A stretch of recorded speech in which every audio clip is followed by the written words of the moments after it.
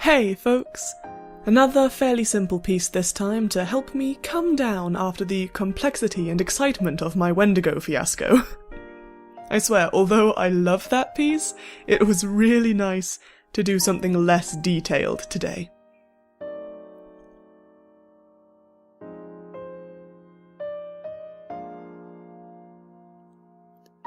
The prompt for day 7 is exhausted, and I'll say that I'm pretty exhausted right about now.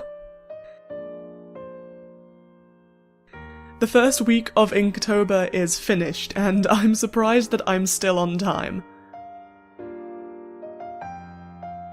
I have this strange sense of accomplishment even though it's only been 7 days, and Inktober has really just barely begun.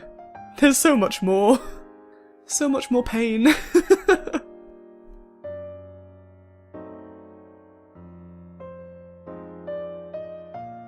I'm still going to be doing my best to stay on top of it though. I'm gonna be upstanding about this. I'll do my best. How's your Inktober going? Is it kicking your butt yet? It's getting there with me. There has been some kicking.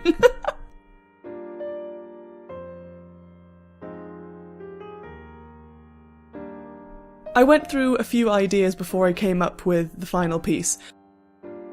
I definitely wanted the figure on the ground, and I thought about having them laying down, either curled up or spread out. I drew thumbnails of the figure bent over on their knees, and up in the pose that you see in the final piece. Right up until drawing the final sketch, I wanted to incorporate chains or something to, hold them down. I wanted to do that because, in my personal experience, exhaustion can make you feel like you're being held down. I wanted chains or weights or something to keep them where they were, because sometimes when you're exhausted, it feels like you're trying to move through treacle. Every step and every word feels like it's dragging and heavy, and that's what I originally wanted for this piece. In the end though, I decided that instead of having the figure visibly weighed down, I wanted a very different kind of composition, almost like they were trying to fight the feeling of overwhelming fatigue.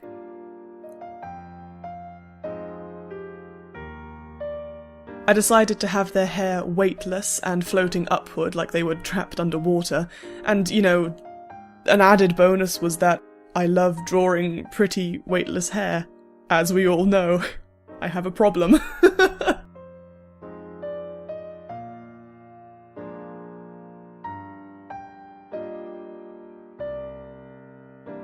What's that? I drew a girl. What's that? I drew a girl with long hair. What's that? It's completely weightless and gravity-defying and flowing in a very unnatural way. Nothing new there!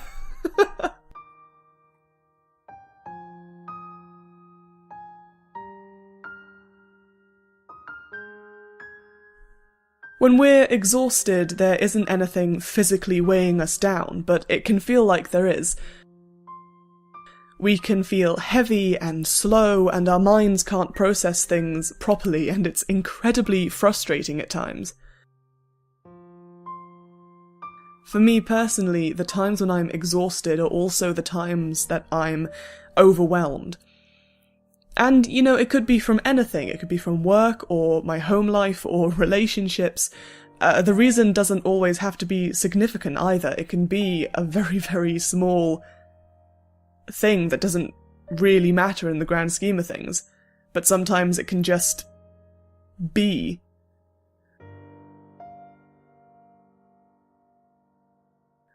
Also, I don't know about you, but when I'm exhausted, I will cry a lot. I'm way more emotional when I am physically or emotionally tired, and honestly, it really helps to just cry it out sometimes. It's kind of like a reset button for me.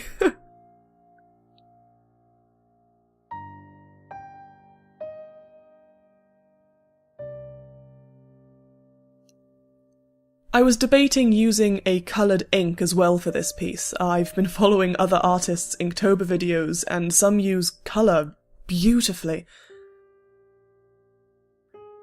I like adding accent colours to my smaller pieces in my sketchbook, and it's something that I would love to work on in larger pieces, you know, bring that technique to one of my final pieces. But I decided not to do it for this particular piece, as I felt that the grayscale really added to the feeling, you know, surrounding exhaustion, all colour faded and dull.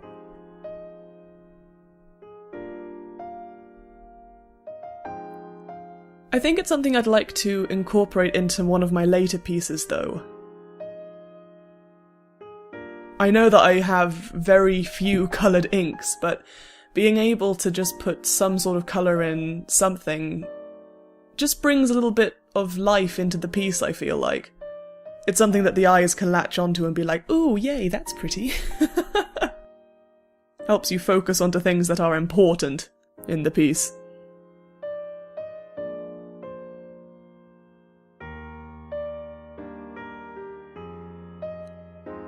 I'm honestly really happy with the pose and the overall composition of this one. I don't try poses like this often, especially with the head looking up like that. It's a very difficult pose for me to do. I don't know what it is about the chin, but... What's a chin? I don't know. I have several, I don't know how to draw one.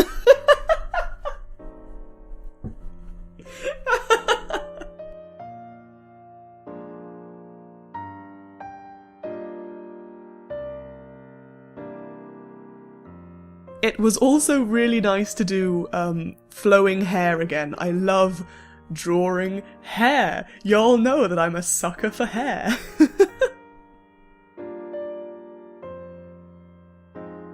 One thing I feel like I really have to work on in the future is drawing flesh. Now I know that sounds odd. I noticed that just as it came out of my mouth, but what I mean is now that I feel comfortable with how I draw anatomy most of the time, I want to do my best to start making my body parts look even more realistic.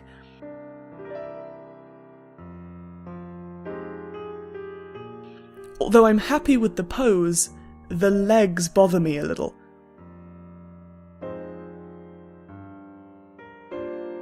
Our bodies are soft, and they move, and they squish, and when they squish, they obviously look different. Basically, I just want to get better at showing that squish. Especially with things like legs, because they are some of the squishier parts of the human body. You know, like thighs. I don't really like how their thighs turned out. They need more squish. Squishy.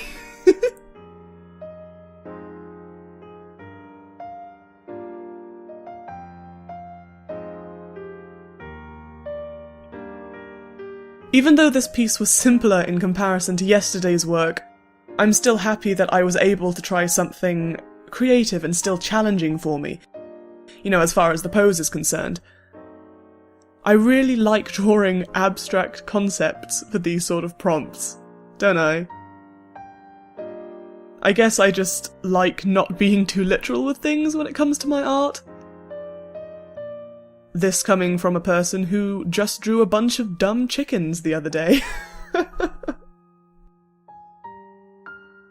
I have no rules.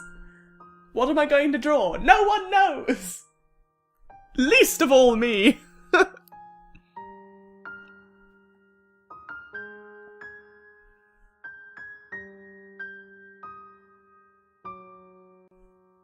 Thank you so much for watching. Pop me a like or a cheeky subscribe if you enjoyed this video and would like to see more. It's always appreciated.